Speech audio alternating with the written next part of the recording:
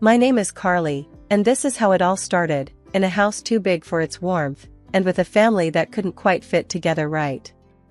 I grew up in a city where the weather was as unpredictable as my mom's moods. I remember that morning, the clatter of dishes and the smell of burnt toast filling the air as Mom, Susan, moved around the kitchen. My stepdad, Richard, sat at the table, flipping through the newspaper, his glasses perched on the bridge of his nose. "You need to eat quicker, Carly," Mom snapped as I slowly spread jam over my toast. "I don't have all morning." I kept my eyes on my plate, counting the seconds. Richard sighed. "Susan, she's just a child. Let her be."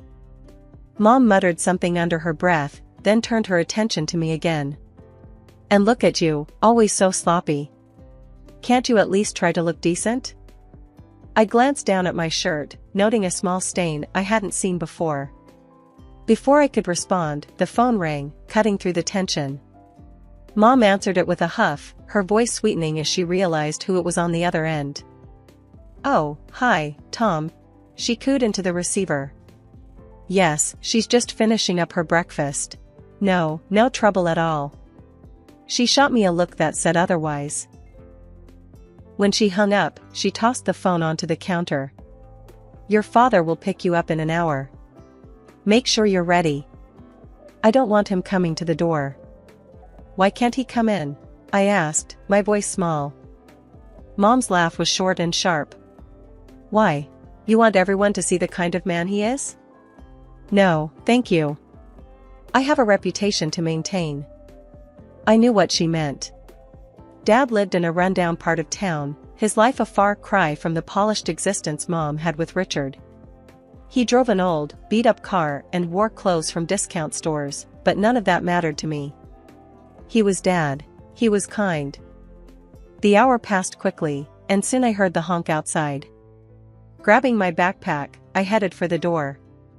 "Remember what I said?" Mom called after me. "Directly to the car, Carly. No dawdling." Outside, Dad was leaning against his car, a smile lighting up his face when he saw me. "Hey, pumpkin, ready for a fun weekend?" I ran to him, his arms open wide for a hug. "Yeah, Dad." As we drove away, I glanced back to see Mom watching from the window. Her expression was unreadable, but I knew she was relieved to have me out of the house. The drive was filled with small talk about movies and books, and plans for the weekend. Dad always made things simple, easy to understand, and never made me feel like I was too much or too little. He just accepted me as I was, and it was in those moments that I felt like I could really breathe. Life in our house took a turn when Mom announced she was pregnant again.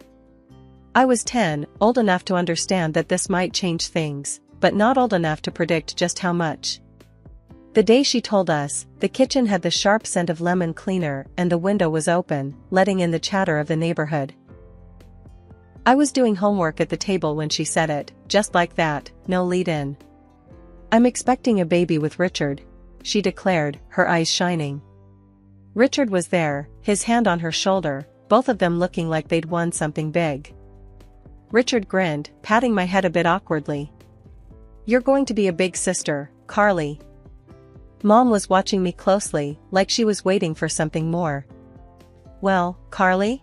Aren't you excited? You'll have a little brother or sister." "Yeah, excited," I mumbled, but her stare made me nervous. She had this way of drilling into you with her eyes. Over the next few months, the house filled up with baby stuff, new furniture, clothes, and toys. Everything was shiny and expensive, the kind of stuff that never filled my own room. Mom's belly grew, and so did her obsession with the perfect family image she wanted to showcase. The day my sister Lily was born, I was at school. I found out when Richard picked me up, his face serious. "You've got a little sister now, Carly." Standing next to the crib, I felt clumsy and large. Lily was tiny, her face scrunched and red. I reached out, my finger lightly touching Lily's small hand. Her fingers curled around mine, and something tightened in my chest. "She's really cute," I admitted, a genuine smile breaking through. Mom watched us, her smile tight but approving. Just remember, Carly, babies take a lot of work. You'll need to help out and not make things harder. I nodded, used to her warnings. Life at home shifted dramatically. Lily's cries filled the nights, and my help was enlisted more often than not. Carly, grab the diapers. Carly, can you watch Lily while I shower? It was tiring, but it was also the most Mom had spoken to me in a long time. Yet, it wasn't the warm, sharing tasks I had imagined. It was orders barked between the wails and the little sleep. As days turned into weeks, and weeks into months, Lily's presence grew, as did the space she occupied in everyone's life but mine. My small corner room felt even smaller, my world reduced as hers expanded. I tried to find joy in it, in being the big sister, but often, it felt like I was just on the outskirts, looking in. Carly, don't be too loud. Carly, don't give her that, it's too small, she could choke. Carly, let's not bother your sister. Mom's constant instructions made it clear, I was the outsider in my own home, always stepping wrong, always too much or too little, never just right. When Mom told me I was moving in with Dad full-time, it didn't feel real. The news came out of nowhere on a cold Thursday evening. I was doing homework in my tiny room, the one that used to be a storage closet, before Lily came along. You're going to live with your father, Mom announced, leaning against the doorframe with her arms crossed. Her voice was flat, like she was talking about the weather, not changing my whole life. I looked up from my books, confused.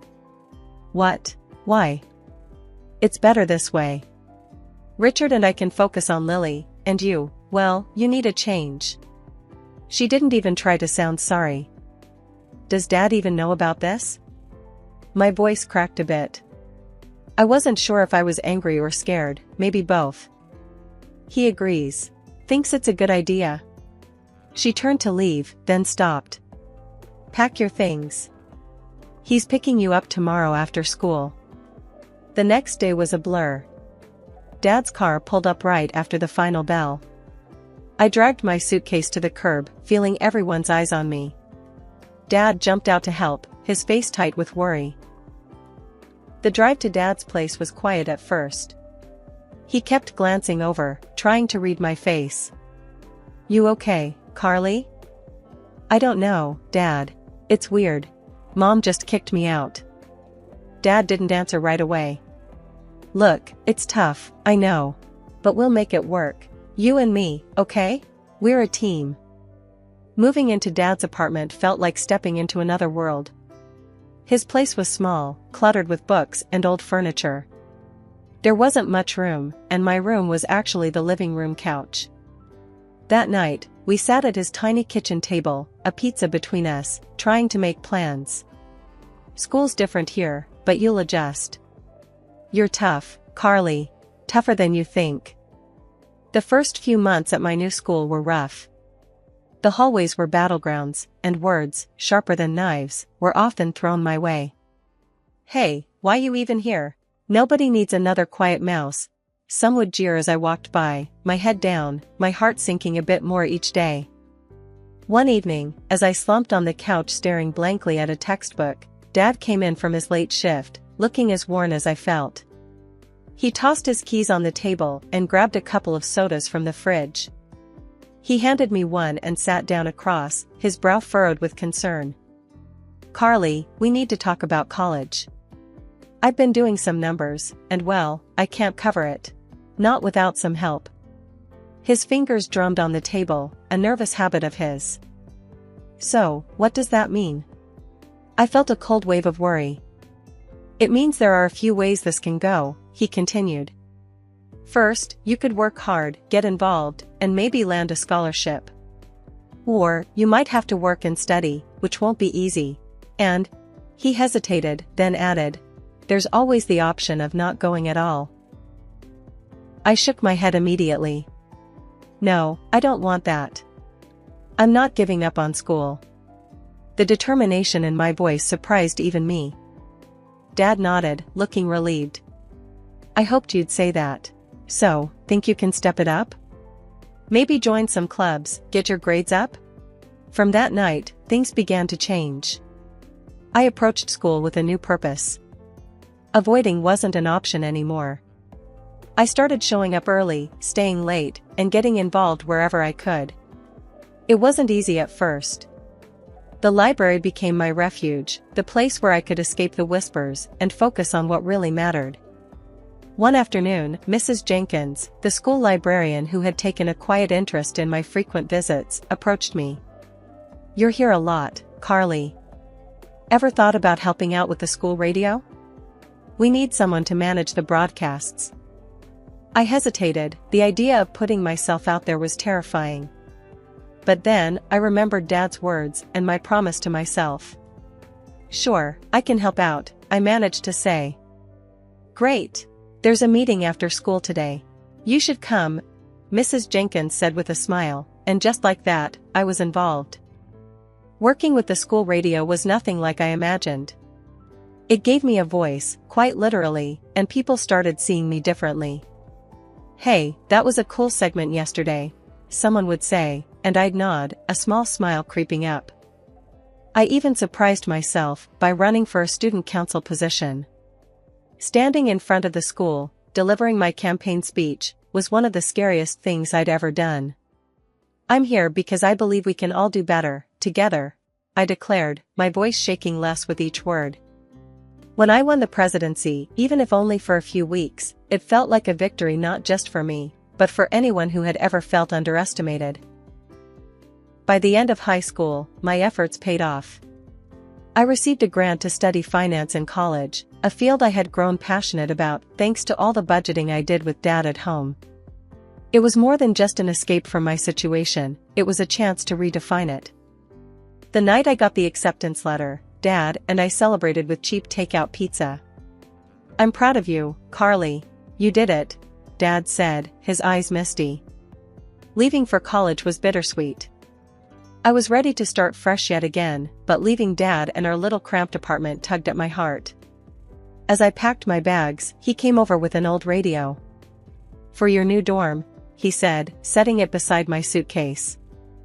College life started with its own set of challenges, but I was ready for them. I got an increased scholarship, which meant I didn't have to lean on Dad for money. That independence felt good, really good. I even managed to snag a part-time job at the college library. One evening, during one of our weekly phone calls, I told Dad about the job. He laughed, his voice warm and teasing over the phone. "Look at that, my daughter's keeping me afloat now." I chuckled, rolling my eyes even though he couldn't see. "Yeah, right, Dad. Just trying to follow in your footsteps without stepping on your toes." College wasn't just about work, I made sure to learn something from every class, every lecture. And then came the internship opportunity at a local financial company. The internship was intense. I was thrown into the deep end, analyzing market trends, preparing reports, and sometimes, handling clients under supervision. My boss, Mr. Henley, was a tough nut to crack, but fair. He didn't hand out compliments easily, so when he told me, "You've got a knack for this, Carly. Keep at it," it meant the world. As my college years wrapped up, I didn't just leave with a diploma, I left with a job offer from the financial company where I interned. It was more than I could have hoped for. I found a small apartment near work, and settled into a rhythm. Dad was over the moon when I told him. "That's my girl, making waves," he'd said on the phone, and I could practically hear his grin. A couple of years into my job, I was climbing the ladder, making a name for myself in the firm. It was at a party thrown by one of my former classmates that I met Arnie. He was funny, smart, and had a kindness in his eyes that drew me in. We started dating, and it wasn't long before I felt like he should meet Dad. The day came, and I was a bundle of nerves. We drove to Dad's place, Arnie with a bottle of Dad's favorite whiskey in hand as a peace offering. Dad opened the door, saw Arnie, and the first thing he said was, "So, you're the young man making my daughter smile like that?" Arnie grinned, handing over the whiskey. "I'm trying my best, sir." They hit it off, talking about baseball, the whiskey, and occasionally embarrassing me with tales of my less graceful moments. Seeing them together, getting along, meant more than I could say. Now at 28, with a career on the rise and a man who cared deeply for me, life was looking up. It wasn't just about making it on my own anymore, it was about building something lasting. And for the first time in a long time, I was genuinely excited about what the future held. The day I got the call from Mom was like any other. I was in my apartment, sorting through some work documents, when my phone rang. Seeing Mom flash on the screen was enough to make my heart skip a beat. It had been years. "Carly, I need a favor," she said, without any pleasantries. "Lily is going to college in your city, and we paid her tuition. Can she stay with you?" The request caught me off guard. Stay with me? As in, live here? Yes, it would really help us out. Plus, it could be good for you two to spend some time together, Mom pressed. I hesitated, the old feelings of being the less favored child creeping in. But I pushed them aside. "Okay, Mom. For you, I'll do it." Lily's arrival was like a whirlwind. She had 3 suitcases just for clothes and shoes, and her beauty routine took up more bathroom space than I thought possible. As days turned into weeks, her presence began to reshape my life. She was always either preparing for a party or recovering from one. Her idea of a quiet evening was coming home at 3 in the morning, tipsy and giggling on her phone. Her lifestyle was one thing, but what really strained our cohabitation was her attitude towards college and life in general. "I'm not really into the whole studying thing," she once said during breakfast. "I'm just here to have fun and maybe meet a rich husband." I choked on my coffee. "Lily, you need to take your studies seriously. Mom and Richard are paying a lot for your college." She shrugged, popping a grape into her mouth. "Whatever. I don't see why I should bother. That's like, your thing, not mine." But the real trouble started when Arnie came into the picture. He'd been over a few times since Lily moved in, and I'd noticed the way she looked at him. I didn't want to believe she'd actually try anything until one night, Arnie pulled me aside, his expression grave. "Carly, we need to talk," he said, guiding me to the balcony for privacy. "Lily's been making advances. She's been pretty explicit about what she wants. I didn't want to tell you, but..." I felt a mix of anger and embarrassment. "I'll handle it." Confronting Lily was inevitable. I found her in the kitchen, flipping through a magazine. "We need to talk about Arnie," I started, trying to keep my voice even. She looked up, her eyes cool. "Oh? What about him?" "He's my fiancé, Lily. And he told me what you've been doing. It needs to stop." Lily laughed, a sound that chilled me. "Please, Carly. Like I'd want your boring finance guy. But if I did, I could have him. I get what I want." That was the last straw. "You need to find somewhere else to live, Lily. I can't have you disrespecting me and my relationship under my own roof."